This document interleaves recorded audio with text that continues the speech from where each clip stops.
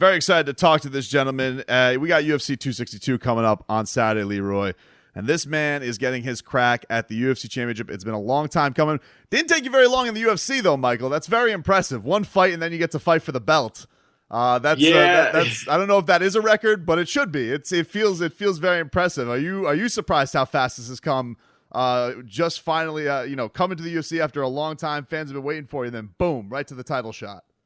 Yeah, I'd be lying if I said I didn't. As if it didn't come as a surprise.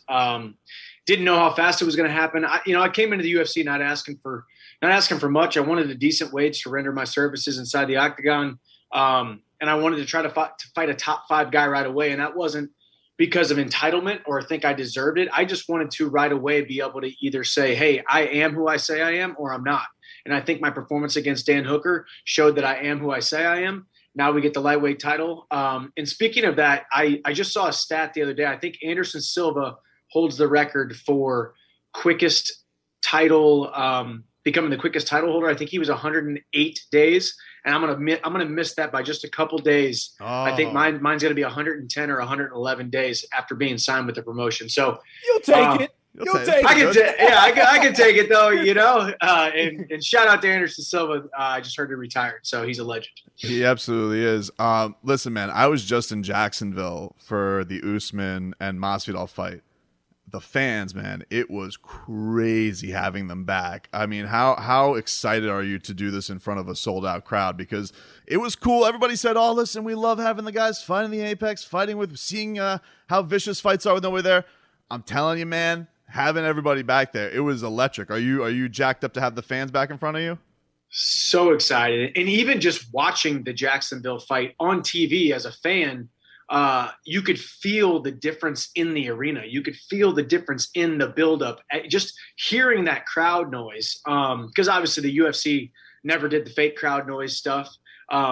So the real crowd noise, the real energy, and then I think you saw ridiculous fights because of it. That was one of the most exciting cards I think we've ever seen. So it's just. Yeah, man, it's just awesome, and I'm going to be the first male, or not the first. I'm going to be the only male American champion come Saturday night. So it's just fitting that it happens right here in Houston, Texas, one of the heartbeats of America. And I think those MMA-starved, MMA-hungry fans who haven't been able to see live MMA action in over a year are going to descend upon the Toyota Center and bring the pain and bring the noise. You've been training down here for a long time, Michael. We're down here in South Florida. This intense heat, Leroy, we were talking a little bit earlier about just how crazy it is going out and biking now. Like, is training in South Florida, do you feel like that's brought anything to just making training camps even harder for you? Because the elements can be pretty brutal down here. They can, for the most part, our training facility that we have down in Sanford MMA, just 40 minutes north of you guys in Deerfield Beach, you guys got to come up and check it out. Not only do we have world-class training partners, world-class coaches, but our facility is top-notch. Unfortunately, we have an air conditioner that keeps the gym at like 70 something. I don't like it. I like the room a little bit hotter. So a lot of times I'll run outside, throw my running shoes on right outside, take my shirt off because you guys know the Sunshine State. It's a nice, beautiful day outside. Go outside, get an extra 20, 30-minute run in. But that heat and that humidity, I think it's definitely part of it. And I've actually did a little bit of an experiment this training camp. I got into my sauna every other day for about 40 minutes to heat train my body. So my body starts sweating like that, and it continues to sweat long after I'm done working out. So there's a lot to be said for that heat training, if you will, and how hot and sweltering humidity is down in Florida. And it's enjoyable. If I have to be away from my family in Nashville, at least I'm in a beautiful place like Florida. Michael, I just rode my bike and it felt like I had a hot blanket over my face. I was like, I couldn't breathe. It's just so muggy. Yep. Especially trying to breathe in hot air, and you're just like, you feel like there's no oxygen in it. You're just breathing heat.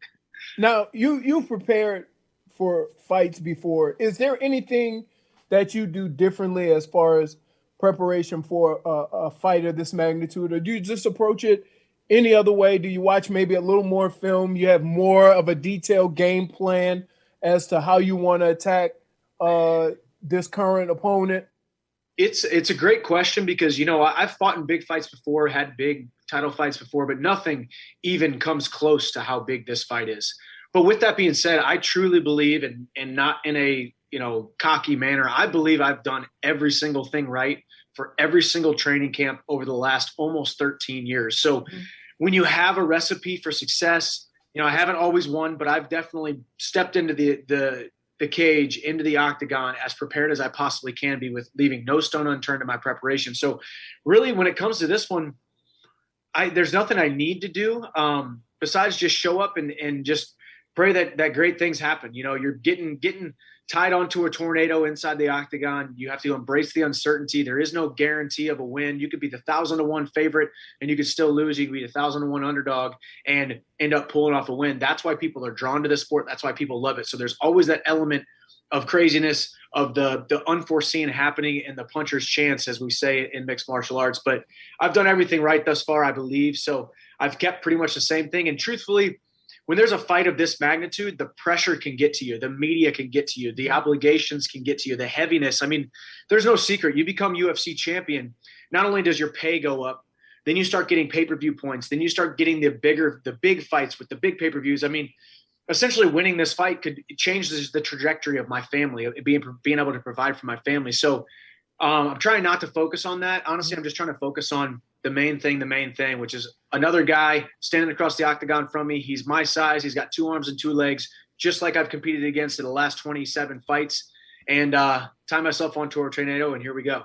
You've said that you always knew that you were capable of being with the best in the world, Michael, but like, you also had this burden of like holding a whole almost promotion on your shoulders for a long time. I don't know if Bellator's still around if they don't have Michael Chandler fights to really go to, because you were like one of the go-to guys to watch. Did you feel like was there ever a point where you didn't think the UFC moment was going to happen? Like, did you ever think that, man, I don't know if it's ever going to come, if I'm ever going to get there, even knowing that you still felt like you were one of the best in the world?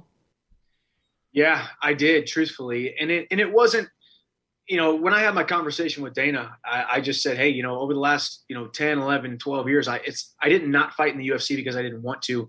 The door just didn't quite seem open. And it was nothing that the UFC did. It wasn't like me and Dana had some side talk and he's like, oh man, I'm not going to pay you. Oh man, you lost that fight.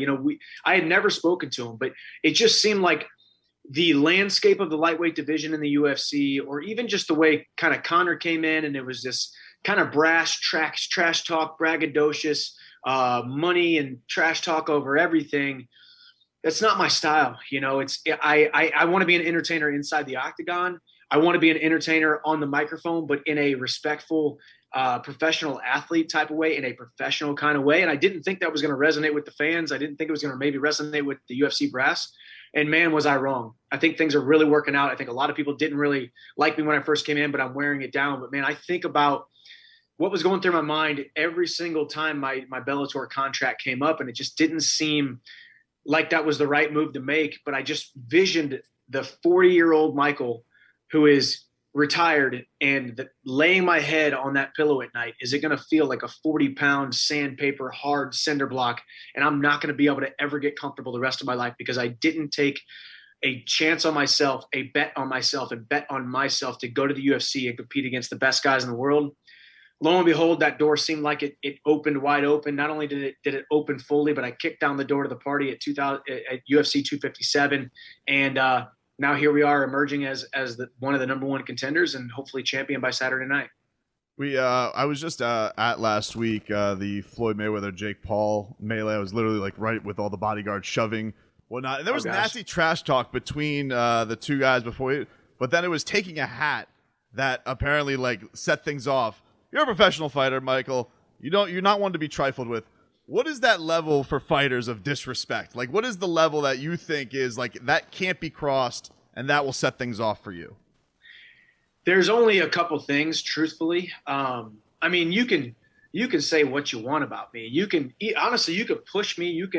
There's a chance Charles Oliveira could smack me in the face with no bodyguards around, and I'm probably not going to do anything.